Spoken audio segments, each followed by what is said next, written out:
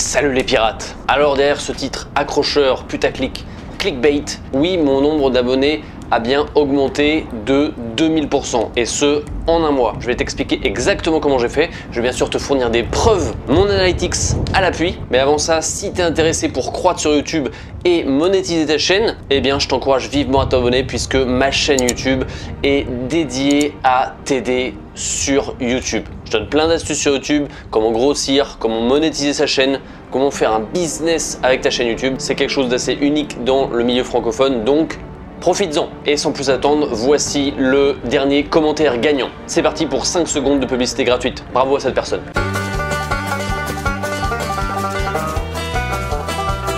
Voilà, donc si tu veux être le prochain gagnant et te retrouver dans ma prochaine vidéo, eh bien laisse un commentaire sous cette vidéo. Et je choisirai au hasard un commentaire, ça sera potentiellement le tien. Alors revenons à cette vidéo. Je t'ai dit que j'avais augmenté mon nombre d'abonnés YouTube de 2000%. En gros, je suis passé en un mois de 700 à 15 000 abonnés. Et je vais te décrire spécifiquement comment j'en ai pu arriver à une telle augmentation si rapide. Juste avant ça, il y a un critère qui est vraiment important sur YouTube, c'est la régularité. Là, pour le coup, je suis pas un bon exemple parce que ma chaîne a été mise en pause, en quasi-pause pendant 2 ans. C'est pour ça que j'ai moins de vues maintenant. Donc là, pour info, je me remets de façon active à YouTube. Donc keep connected. La régularité, donc comme je disais, c'est un des facteurs importants. Si tu veux que YouTube t'apprécie, j'ai envie de dire, il faut que tu publies au moins une fois par semaine, minimum. Surtout pour te faire connaître au début. Il faut que les gens se souviennent de toi, il faut que YouTube se souvienne de toi. Donc moi au début j'étais assez régulier, je faisais une vidéo tous les 3 jours environ je dirais que je récoltais environ une dizaine d'abonnés par jour. Ce qui est pas mal en soi, 10 abonnés par jour c'est pas mal. Et assez soudainement je suis passé à plusieurs dizaines, même plusieurs centaines. Le pic que j'atteins c'est quasiment 3000 abonnés par jour. Donc tu vois que ça n'a pas duré, c'est le principe du buzz ou du micro-buzz. C'est que tes compteurs explosent mais sur une durée vraiment courte. Donc il y en a qui vont me dire que j'ai récolté pas mal de touristes et tout. Oui c'est vrai, et beaucoup de touristes, et quand on dit touristes c'est des gens qui sont en vacances. Qui sont en vacances sur une chaîne YouTube, qui passent mais qui repartent. C'est bien sûr parce qu'on cherche à avoir des gens qualifiés qui apprécient ton contenu, qui vont rester sur la durée. Donc avoir une chaîne que de touristes, c'est pas bon. Sauf qu'il y a quand même un avantage, c'est que ça te donne un certain poids, une certaine social proof. Moi j'étais totalement inconnu quand j'avais 700 abonnés tout au début, avant ce gros hack. J'ai eu une énorme poussée d'abonnés. Après bien sûr ça s'est carrément atténué, mais l'avantage c'est qu'il y a des boîtes qui ont commencé à me contacter, des gens qui ont voulu faire des articles sur comment j'avais fait sur mon hack, des youtubeurs qui m'ont contacté pour faire une interview. Mais pour te dire que la preuve sociale était là, donc ça a du bon quand même d'avoir des touristes sur sa chaîne. Donc le hack en lui-même, c'est que je me suis positionné sur un youtubeur qui a bénéficié lui aussi d'une grosse poussée de croissance en termes d'abonnés. Donc si tu n'étais pas là, il s'agit du youtubeur Micode. Micode, c'est un youtubeur qui parle de cybersécurité, des dangers de l'internet, etc., qui sensibilise. Et à l'époque, il avait fait une vidéo, c'était sa première vidéo de sa chaîne d'ailleurs, qui parlait des arnaques sur Le Bon Coin, il me semble. Sa vidéo avait buzzé, il en a fait par la suite quelques-unes qui ont pas autant buzzé, mais quand même qui vont rapporter du clic et du vu. Et quand j'ai décidé de faire cette vidéo, donc une vidéo sur lui, il en était à 5 vidéos seulement. Il avait 5 vidéos et 120 000 abonnés. C'est là que je me suis dit, il y a une opportunité, il y a un truc à jouer pour croître, puisque le nom de sa chaîne YouTube n'était absolument pas positionné et ne rankait pas sur YouTube, puisqu'il n'y avait que 5 vidéos, donc son nom Micode n'apparaissait que 5 fois sur YouTube alors qu'il avait 120 000 abonnés. Et c'est donc là que j'ai saisi l'opportunité et que je me suis dit que j'allais tenter de surfer sur sa progression fulgurante justement. Ma progression a été aussi fulgurante, comme je te l'ai dit, sur quelques jours, quelques semaines. Pas autant que lui bien sûr, mais ça m'a permis quand même d'obtenir une certaine preuve sociale. Alors le truc c'est qu'il y en a d'autres qui ont essayé par la suite, qui se sont dit tiens Bastien le pirate c'est un malin, je vais essayer de faire pareil.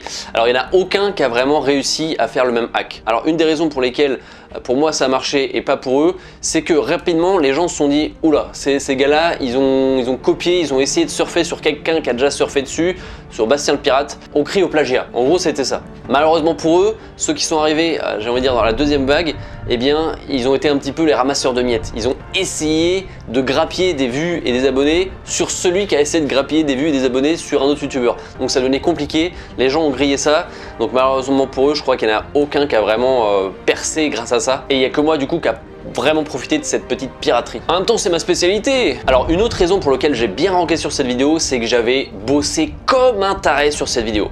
Pour te dire, je crois que de mémoire, j'avais bossé 8 ou 9 heures sur cette vidéo. Donc faire cette vidéo, une vidéo de 7-8 minutes, ça m'avait pris 9 heures. 1 heure la minute, ça fait cher. Et ces 8-9 heures, ça comprenait tout. la réflexion, le plan de la vidéo, le tournage, le montage, l'optimisation de la vidéo, la publication sur les réseaux sociaux, tout ça, ça m'a pris 8 à 9 heures. Et j'avais tout fait pour que YouTube apprécie ma vidéo. D'ailleurs, petit conseil, quand tu commences une chaîne YouTube, n'essaie pas de faire des titres putaclic. Pire moyen pour commencer une chaîne YouTube, c'est de faire des titres putaclic. Je parle pas des images, je parle des titres. Les titres, il faut qu'ils soient optimisés pour YouTube. Si tu commences une chaîne YouTube, il faut la jouer SEO, référencement.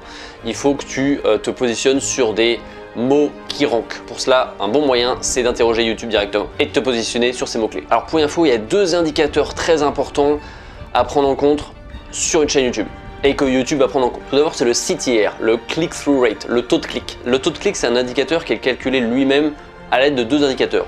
Le nombre d'impressions, c'est-à-dire le nombre de fois où ta vidéo apparaît, que ce soit notamment sur les suggestions de YouTube ou sur l'écran d'accueil de YouTube, et le nombre de clics, donc tout simplement le nombre de fois où les personnes cliquent sur ta vidéo. Le rapport entre les deux, c'est-à-dire le nombre de clics sur le nombre d'impressions, eh bien ça te donne le taux de clic. Et pour optimiser le taux de clic, tu as 2 éléments. Donc la miniature, elle pour le coup tu peux la faire bien putaclic, il faut que les gens cliquent dessus, il faut que les gens aient envie d'aller cliquer dessus par curiosité, et le titre. Et donc ce que je te conseille, ce que je te disais dans le titre, c'est si tu commences une chaîne YouTube, il faut avant tout ranker.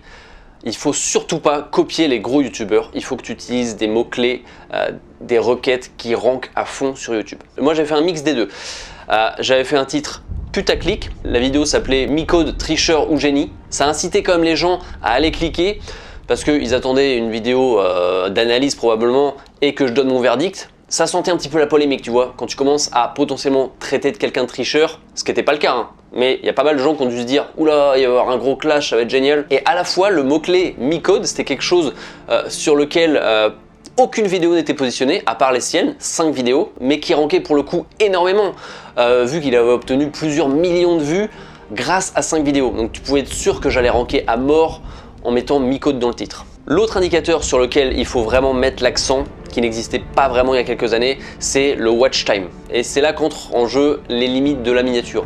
Si tu te contentes de faire une vidéo miniature, clickbait, putaclic à mort, par exemple une nana en petite tenue ou quelque chose comme ça, tu peux être sûr que si ton contenu est foireux, tu ne seras pas bien positionné sur YouTube. Donc en gros, avec cet indicateur, YouTube va regarder la part moyenne d'une vidéo regardée par les internautes. Ma vidéo faisait environ 8 minutes.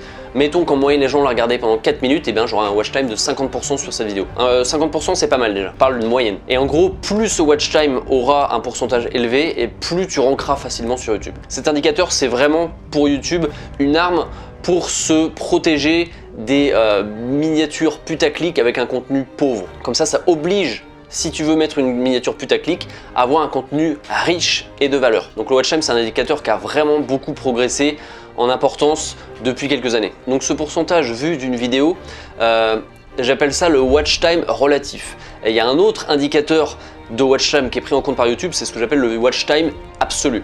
C'est-à-dire le nombre de minutes cumulées sur ta chaîne ou sur une vidéo. Et bien sûr, plus tu accumules 2 minutes de vidéo regardée, plus, encore une fois, YouTube te mettra en avant. Donc il faut bien prendre en compte ces 2 watch time. Donc watch time relatif, c'est-à-dire faire en sorte que les gens regardent le plus possible ta vidéo, 100% si possible. Donc le watch time relatif est calculé en pourcentage, et le watch time absolu qui est lui calculé en minutes et qui est le cumul de minutes regardées sur une vidéo ou sur une chaîne. Donc c'est important de prendre ces 2 watch time en considération. Donc pour les optimiser, tout simplement, pour optimiser le watch time relatif, tu fais du bon contenu tout simplement, que les gens ont envie de regarder jusqu'au bout. Tu fais des petits appels à l'action, genre regarde cette vidéo jusqu'au bout, je vais te révéler quelques petits secrets à la fin. Et pour optimiser le watch time absolu, c'est facile. T'évites de faire des vidéos qui durent 1 minute 30, fais des vidéos de 7, 8, 9, 10 minutes ou au-delà. Alors plus c'est long bien sûr, plus c'est compliqué de garder un bon watch time relatif, mais idéalement il faut optimiser et maximiser ces 2 watch time. Donc moi ma vidéo faisait 8 minutes, donc le watch time absolu donc en minutes était assez bien parce que j'avais l'opportunité de cumuler pas mal de minutes. Sur une période d'1,5 mois, la vidéo a d'ailleurs été vue 1,3 million de fois, ce qui est assez énorme pour une chaîne qui faisait 700 abonnés quelques semaines avant. Et comme je te disais en début de vidéo, j'ai bien pris le temps d'optimiser toute la vidéo, je l'ai rendu cool à regarder, agréable à regarder, et mon but c'était vraiment de tenir les gens en haleine jusqu'au bout, où je rendais mon verdict. Mi-Code, est-ce que c'est un tricheur ou est-ce que c'est un génie? C'est ça qui m'a permis de maximiser mon watch time relatif. Donc la part regardée de la vidéo. Donc dans tes vidéos, c'est important de faire des appels à l'action comme ça. Reste jusqu'au bout afin que je te révèle mes secrets. Ou alors, n'hésite pas à revenir en arrière si ça te paraît compliqué. Le fait de revenir en arrière, c'est du pain béni pour toi. Si les gens reviennent en arrière sur ta vidéo, c'est-à-dire que ta vidéo est intéressante, que les gens ont envie de comprendre plus le contenu, de regarder plus. Donc n'hésite pas à jouer là-dessus ou à rendre un peu, si tu fais un tuto, à rendre ton écran un peu plus flou à certains moments. Comme ça, les gens ont envie de revenir parce qu'ils n'ont pas bien vu, ils n'ont pas bien compris. Donc comme je te disais, pour que les gens restent jusqu'au bout, pour que ta vidéo soit vue comme une vidéo de valeur à fort contenu, il faut vraiment que tu bosses à fond sur ta vidéo. Il peut falloir une seule vidéo. Moi, j'ai besoin qu'une vidéo pour me faire ranker à mort sur YouTube. Donc, titre optimisé et ou putaclic, mais pas que putaclic. Miniature super aguicheuse putaclic. Donc ça devrait maximiser ton taux de clic. Donc YouTube sera content. Mais attention, attention, attention. Si ton contenu est pauvre et pas assez bon, ou que le son n'est pas bon, ou que la vidéo n'est pas bonne, ou qu'il n'y a pas assez de lumière, les gens vont décrocher et ton watch time va s'effondrer. Donc tu auras un bon CTR, mais un faible watch time. Donc YouTube ne te mettra pas en avant. Pour résumer, si tu veux vraiment faire une bonne vidéo, tu as quelque chose essentiel à optimiser. Le taux de clic, ça passe par un bon titre et une bonne miniature bien aguicheuse, et le contenu. Et aujourd'hui, si tu as un contenu qui a été vu 1000 fois, qui est faible, qui n'apporte rien aux gens, ou qui est chiant, eh bien tu te feras rattraper par un faible watch time et donc tu ne seras pas mis en avant. Plus de ça, tu ne seras pas partagé. C'est tout pour moi les pirates, j'espère que cette vidéo t'aura été utile. N'oublie pas de liker, n'oublie pas de partager cette vidéo. Et encore une fois, pour le concours, si tu veux que je te fasse de la publicité gratuite dans la prochaine vidéo, lâche un commentaire. Travaille bien, sois productif, à bientôt, ciao.